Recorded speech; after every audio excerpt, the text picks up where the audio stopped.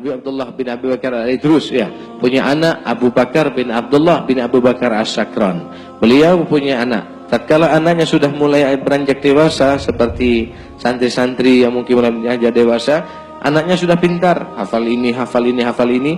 Tapi kemudian anaknya dididik. Bagaimana cara mendidiknya? Coba nak, sekarang abah kepengen ngetes kamu. Kamu kan sudah mulai alim, mulai pintar, hafal Quran, hafal ini, hebat secara lahiriah. Coba abah kepengen lah cari nak di pasar Tarim itu orang yang lebih jelek daripada kamu.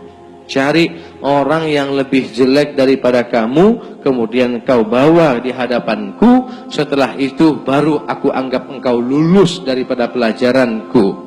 Wah, si anak keluar gampang.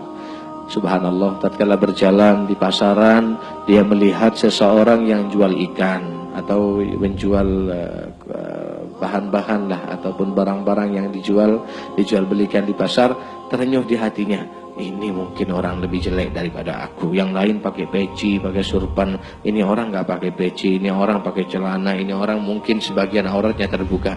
Ini lebih jelek dari saya akan panggil dia, akan bilang dipanggil abah saya, Habib Abdullah. Ini orang paling wali pada saat itu. Orang di Tarim takut semua, pasti mau dibilang dipanggil abahnya. Aku akan bawa ini orang kepada abahku, sehingga aku mendapatkan penghargaan daripada abahku. Subhanallah, tatkala dia akan menegur si orang penjual ini, Allah berikan gerakan di hatinya, sehingga berkata, subhanallah, maafkan aku ya Allah, bisa saja orang ini lebih baik daripada aku. Dia menjual barang yang halal, menjual untuk mencari nafkah anaknya dan istrinya. Bisa saja dia lebih baik daripada aku. Tidak ya Allah, aku lebih buruk daripada dia ya Allah. Lari lagi. Ada orang gila, orang yang sudah telanjang, yang mungkin sebagian orangnya terbuka, yang sudah tidak waras, dianggap manusia hina. Kesempatan orang gila ini akan aku bawa kepada ayahku, sehingga aku lulus dari pelajaran ayahku. Tatkala si anak ini atau Habib Abdullah ini Habib Abu Bakar ini akan mengambil anak si orang gila ini, dia terenyuh lagi di hatinya, terlintas, ya Allah, orang gila ini nggak dihisap oleh Allah, dia nggak sholat nggak dosa, dia nggak ibadah nggak dosa. Tapi kalau saya, amalan saya belum tentu diterima. Kalau dia sudah lepas, free, nggak ada dosa antara dia dengan Allah. Tidak ya Allah, aku lebih buruk daripada dia ya Allah. Lari lagi, pokoknya dia keliling-keliling di pasar. Setiap ketemu orang pasti mengatakan, aku lebih jelek, aku lebih jelek, aku lebih jelek. Sampai ujung-ujungnya ketemu kalbun najis mughalladhah. Ya, nggak usah terjemahkan. Kalbun, hewan yang bagi umat Islam adalah najis mughalladhah. Dia sudah kering kerontang dan dia sudah kehausan, kelaparan, iler sudah mengalir ke tanah, dan dia akan mati, dan sudah lagi akan jadi bangkai. Dia mikir, mungkin si kalbun ini lebih hina daripada aku. Aku akan ambil pakai kardus, pakai alas supaya nggak najis, dan akan aku tunjukkan kepada abah, ini bah yang paling hina daripada aku bah, sehingga aku lulus dari ujian abahku.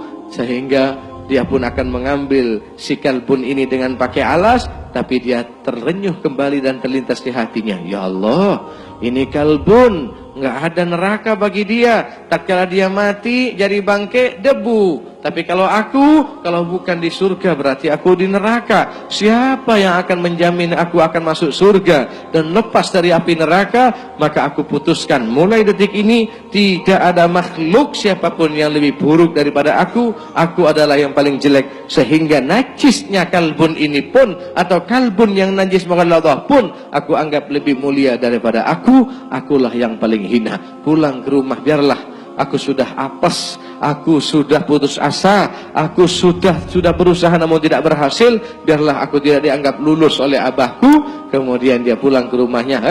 Kata abahnya, bagaimana wahai anak?